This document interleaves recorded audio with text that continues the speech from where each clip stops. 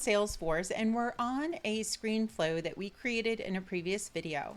And this screen flow allows the user to enter a new quote right from the opportunity and helps them populate the information that they need easily. Now, the quote name, we have found out the user can put in like 300, 400, 500 characters into this field. And we want the quote name to be short and concise because this is actually how we name our DocuSign envelopes and subject lines in emails. So we don't want the quote name to be longer than 100 characters. We're going to add in a counter that's going to count the number of characters the user has left as they type in this quote name field. So what we need to do is go to our toolbox here and we're going to add a new resource and we're going to create a new formula. This will be called 4 quote name characters left. And this is going to be a number. This is going to count the number of characters the user has left.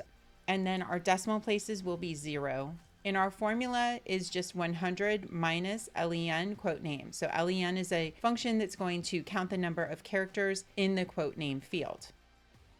Next, what we're going to do is go back to our screen and we're going to add a display text here. And we're going to call it DT quote name characters. And the text that we're going to put in here is only the formula that we just created, characters left. So you can get that formula by just going to your resources here, type in FOR, and then this should be your field merge that you need to enter into there. And then you can make it red. Then we're going to go to the quote name field. We're going to validate the input. And the error message that we're going to show the user is quote name is too long.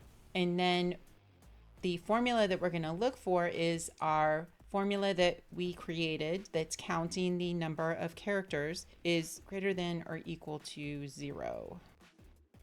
This will make sure that the quote name is exactly 100 characters and won't let the user go through to the next screen. And then our display text allows them to see how many characters they have left as they type. So let's go ahead and save this as a new version. And it looks like we have an issue here. Can't have a space here. I think that's the problem. Let's see.